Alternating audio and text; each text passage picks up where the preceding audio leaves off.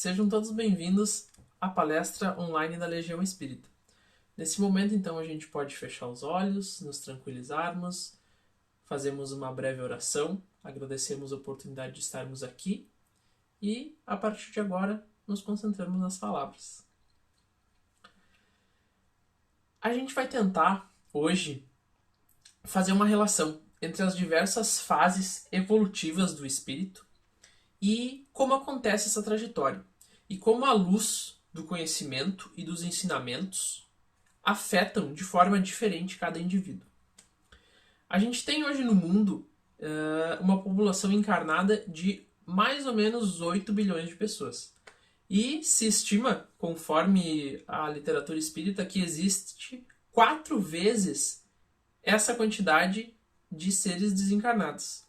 Então a gente está falando aí de 40 bilhões de seres no orbe terrestre. E imagine então a diversidade e a quantidade de estágios evolutivos que a gente vai poder encontrar.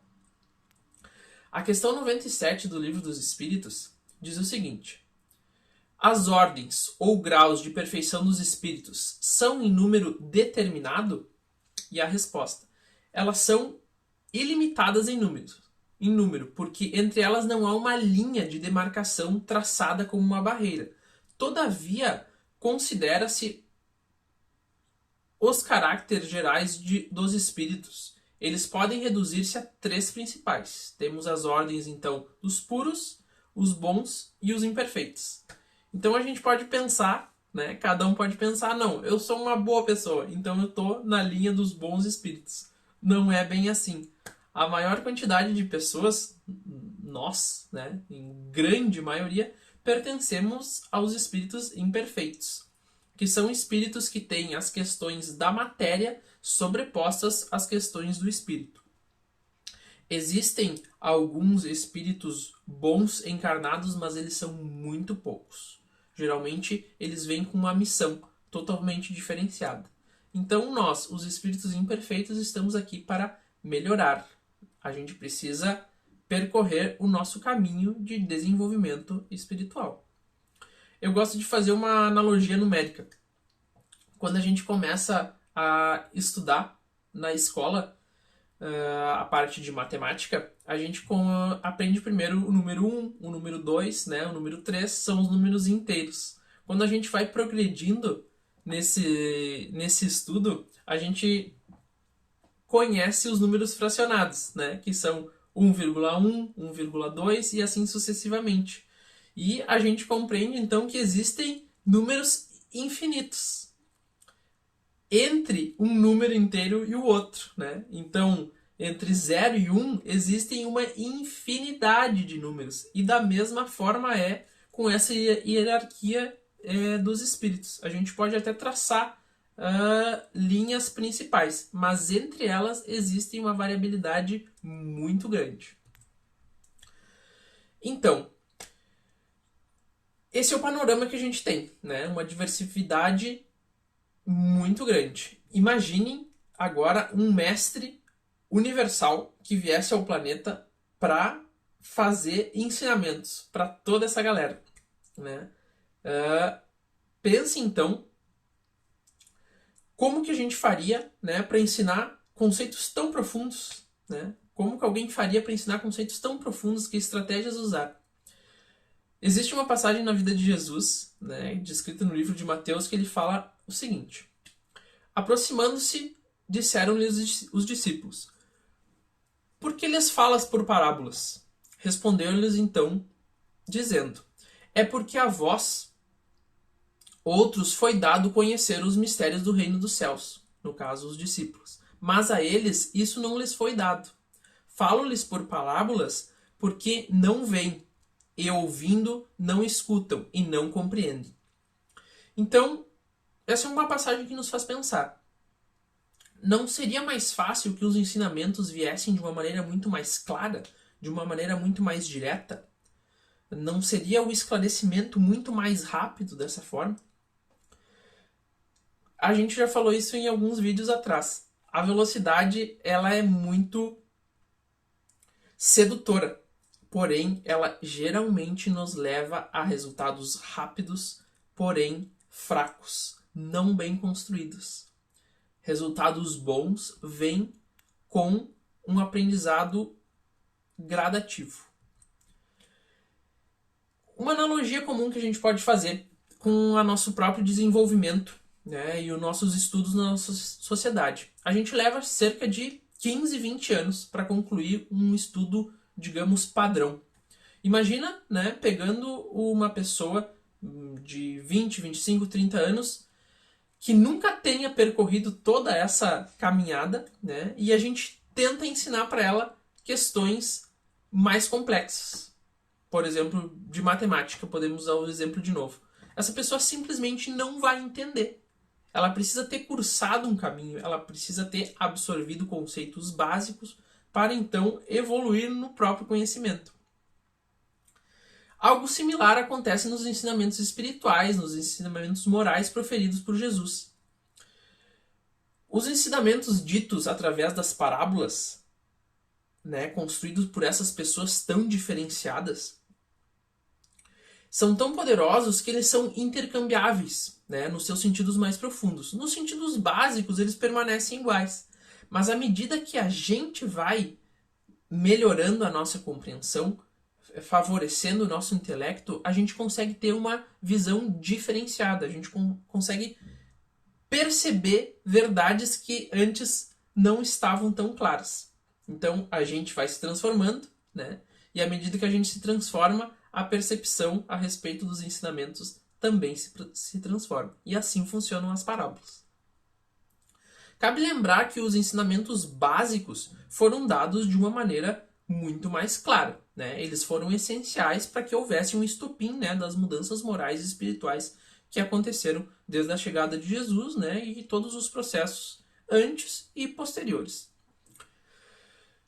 Os brutos, a gente sabe que eles realmente ficaram chocados, mas algumas pessoas que já tinham uma propensão a essa evolução moral compreenderam tudo de maneira muito mais clara, esses ensinamentos básicos. Tanto é que os ensinamentos de Jesus se alastraram pela terra, né, de uma maneira relativamente rápida. Os ensinamentos mais complexos couberam aos discípulos, e daí para frente eles foram estudados e levados à frente.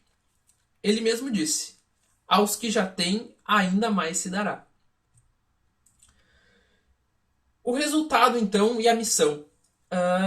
Com todas essas informações complexas, né, que a gente tem agora, da quantidade de indivíduos, da complexidade das questões que foram trazidas, qual foi o resultado? Uma infinidade de interpretações, de respostas e de atitudes, variando então da compreensão até a revolta e do entendimento até uma intensificação das dúvidas. Situação essa que nos acompanha até hoje.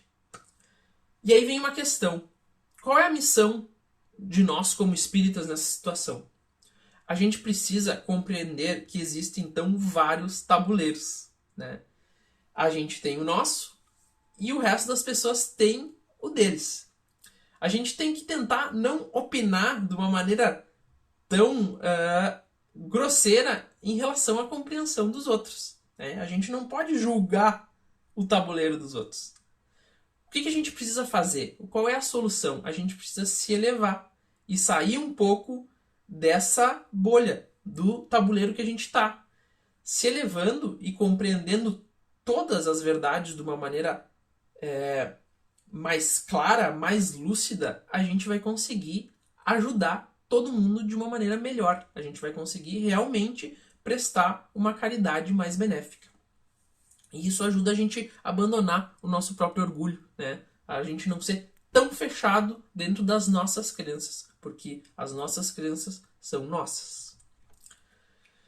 Desafio da continuidade, então. Eu queria deixar aqui nesse meio da nossa conversa um desafio para todo mundo. A literatura espírita nos fala que os ensinamentos foram sendo dados em etapas, né? Os ensinamentos proferidos por Jesus tiveram uma compreensão na época que foram dados, e existe uma compreensão hoje em dia, né? E pensem que há 2000 anos já era complexo, hoje continua sendo complexo. Então a gente tem que entender que a gente não está no final do caminho, a gente está no meio do caminho, né? A gente deve olhar para frente com humildade e para trás com humildade. Porque a gente tem que entender que daqui, quem sabe, 2000 anos, as pessoas olhem para trás, né? Vejam as verdades que a gente tem hoje e pensem, olha só, há 2000 anos eles também não compreendiam exatamente como que as coisas deveriam ser, tá? Então, essa noção é importante. Os métodos que hoje parecem definitivos podem ser que eles ainda sejam limitados, né? Então, o caminho continua. Kardec deixou isso bem claro, né? O conhecimento espírita ele é cambiável em alguns aspectos, evolutivos em outros, né? Realidades de amor, de compaixão, de humildade, de caridade, essas são imutáveis. Essas sim, imutáveis. Porém, alguns detalhes, né, a gente não precisa se apegar a eles, né? As verdades que estão dentro da nossa consciência, as verdades de Deus, são imutáveis, mas os detalhes não tanto. Então, como a gente deve proceder, né, quando a gente fala das fases de cada um e do teor dos ensinamentos? Se a gente fosse agora detalhar cada um, a gente ia se estender muito, né? Mas a gente cunhou mais ou menos, né, essa gama de compreensões.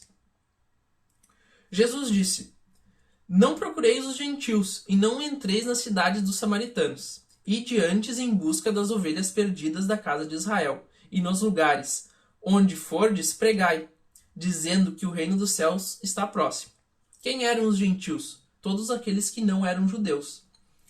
Nesse ponto, Jesus indica o seguinte, que os melhores resultados virão, né, quando os ensinamentos forem colocados a pessoas que já estiverem propensas a escutá-los, a compreendê-los.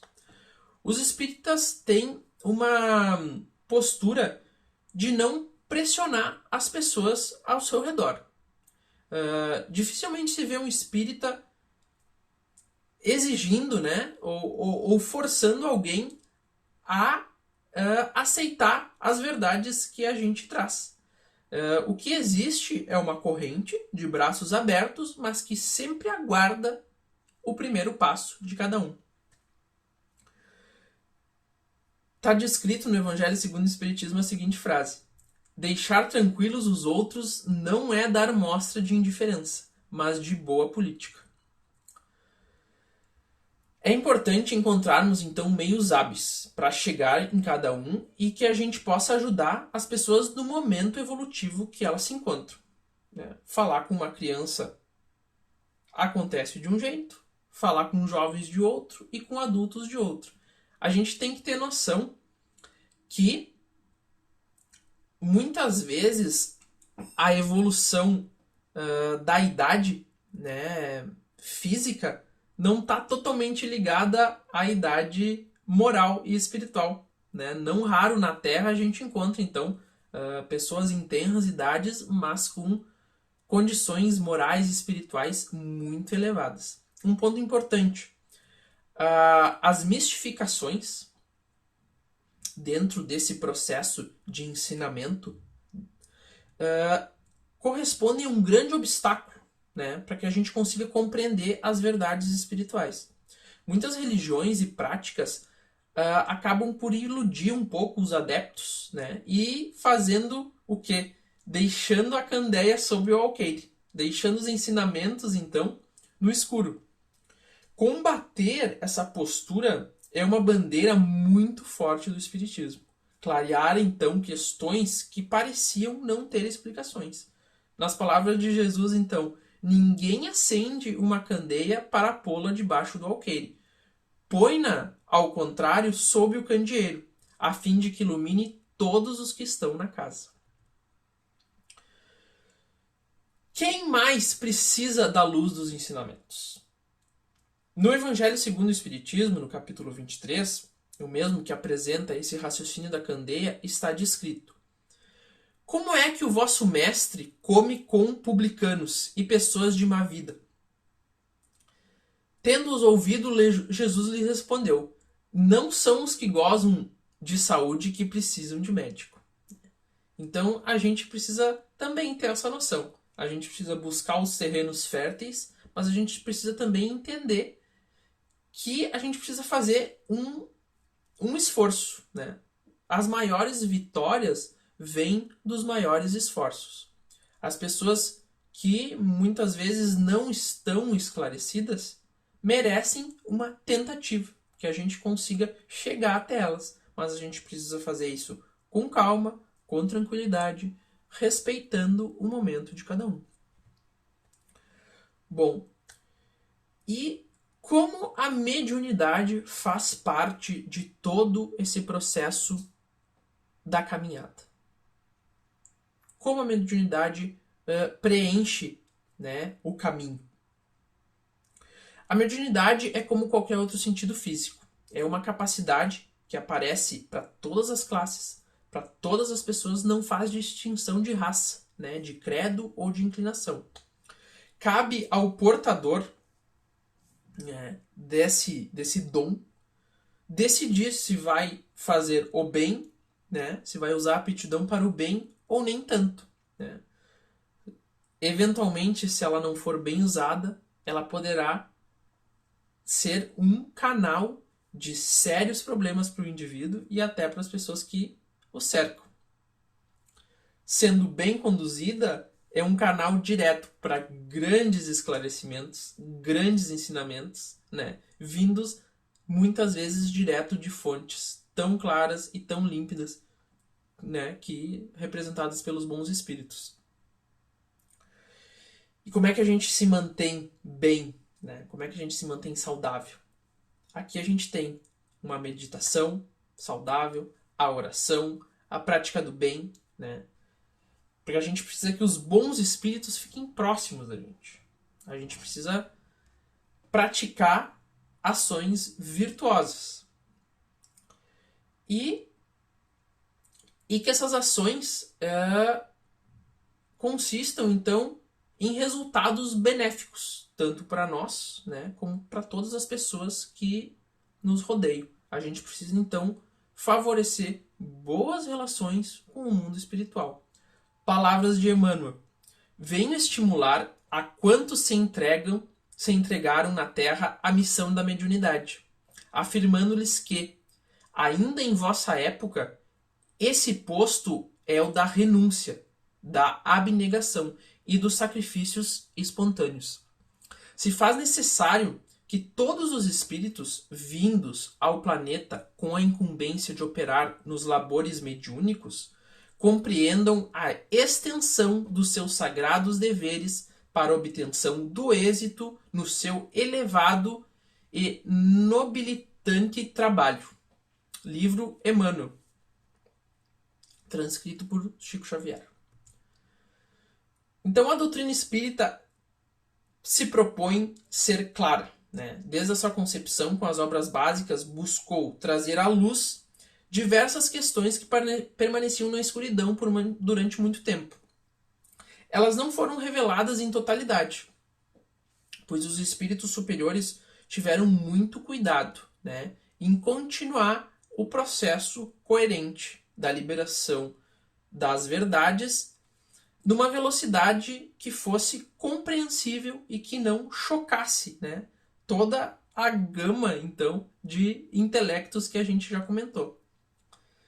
Essa gradatividade, então, ela é necessária, muito necessária. Importante, Honório Onofre de Abreu falou o seguinte: foi a partir da atuação de Emmanuel, através de Chico Xavier, que houve uma consolidação de aspectos da maior transcendência da doutrina. Com Chico, o sentido religioso e moral da trilogia espírita passou a ter uma presença efetiva e operar sem misticismo, sem tendências de religiosidade extremista. E aí ele diz que o Evangelho com Kardec liberta e não escraviza. E ainda completa. A partir desse momento, a sociedade passou a ter ferramentas para sair de um estado de liderados e lideradas para uma situação em que todos possam dar os seus passos, dotados de um governo íntimo de sua consciência, sem que se percam lideranças básicas e necessárias, mas que esta não seja uma liderança coercitiva. Então, compreendam o poder, que teve a chegada de Chico Xavier e, junto de Emmanuel, em todo o processo da doutrina espírita. Outra observação importante, que faz sentido em todo esse processo que a gente vem detalhando, é que não é só o que a gente diz, é como a gente diz. A gente transfere energia sempre que a gente fala alguma coisa. A linguagem nunca vai ser totalmente clara, porque ela vem de uma fonte imperfeita, que é o nosso intelecto, né? Nós somos seres humanos imperfeitos, logo a nossa linguagem também é imperfeita, né? Então, a gente, quando compartilha informação, a gente também compartilha sentimentos, a gente compartilha energia. E compartilha a energia que a gente tem dentro de nós. Então, como essa energia deve estar? Lá nas alturas. É sempre possível? Nem sempre. Né? É comum que a gente escute pessoas, às vezes, falarem coisas tão simples, tão básicas, mas elas falam de um jeito, trazendo uma energia tal que nos toca profundamente, nos impulsiona. A gente não consegue nem explicar como que aquilo acontece, mas simplesmente acontece, né? Então, é uma luz. A gente pode entender que as informações, né, vindas de determinadas pessoas representam uma luz. É uma energia de amor, uma energia que contagia e nos marca. Essa realidade também funciona para o outro lado, né? Da mesma forma que a gente pode exprimir coisas boas, a gente pode exprimir coisas ruins. A gente precisa cuidar. E cuidar muito os outros também. A gente está num mundo onde a gente, como a gente já falou várias vezes, vai encontrar de tudo. Parafraseando de novo o Honório de Abreu, não se preocupe apenas com o que você está falando. Preocupa-te também com o que estás irradiando. Esse é o segredo. Isso é muito, muito importante. Então, sobre energia e sintonia. Como que atua esse processo, né? A emissão e a recepção da luz, que a gente vem fazendo essa analogia. Quando alguém chega de forma desequilibrada, para receber um ensinamento, chegam até nós. Com quem a gente deve se agrupar, né? Com os obsessores, com as energias ruins que muitas vezes vêm com aquele espírito, né? Ou a gente deve focar na nossa energia interna, numa energia tranquila e inclusive numa energia de conexão, né, com os benfeitores daquela pessoa. Porque todas as pessoas que chegam numa casa espírita, chegam ao atendimento fraterno, a gente pode já conceber que ela está sendo ajudada, que ela não está sozinha, né, eventualmente naquele momento de dificuldade. Bom, a manutenção das nossas energias, então, é essencial, né? A comunicação vai além da informação. A comunicação é sentimento. Então, como que a gente tem que manter os nossos sentimentos? Sempre elevados. Os nossos pensamentos elevados. Como? Meditando, orando e vigiando de novo, né? E mantendo sempre os pensamentos em coisas boas, né? Em sentimentos nobres e honrados. Transforma as tuas energias em bondade e compreensão, redentoras para toda a gente, gastando para isso o óleo da tua boa vontade, na renúncia e no sacrifício. E a tua vida em Cristo passará realmente a brilhar, né? Novamente, pelo Espírito Emmanuel, no livro Fonte de Vida, narrado então por Chico Xavier. Durante todo esse caminho, a gente precisa manter uma postura diferenciada. O caminho não é simples. Ele nunca vai ser simples. A gente tem que manter a nossa postura firme.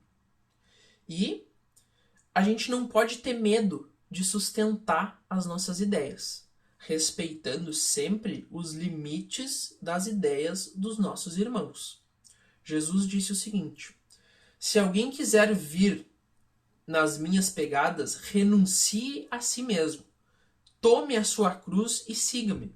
Porquanto aquele que se quiser salvar a si mesmo, perder-se-á.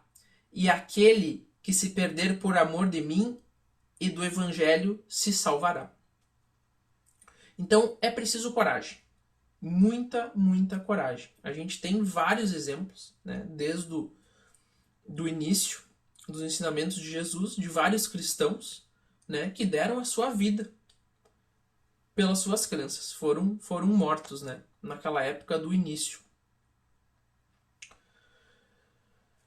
Joana de Ângeles também disse o seguinte: a coragem do indivíduo é sempre avaliada pelas suas resistências morais.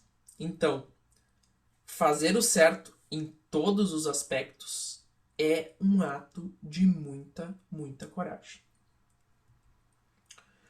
Bom, por fim, temos que ter a consciência. Somos espíritas, temos os conhecimentos. Dessa forma, temos também as responsabilidades. A gente precisa reproduzir os ensinamentos do Cristo e dos bons espíritos da melhor maneira possível, da melhor maneira que a gente conseguir, com as melhores intenções. Essa é a luz do caminho, né? Nós somos a luz do caminho. A gente nunca vai chegar numa perfeição, mas a gente precisa tentar.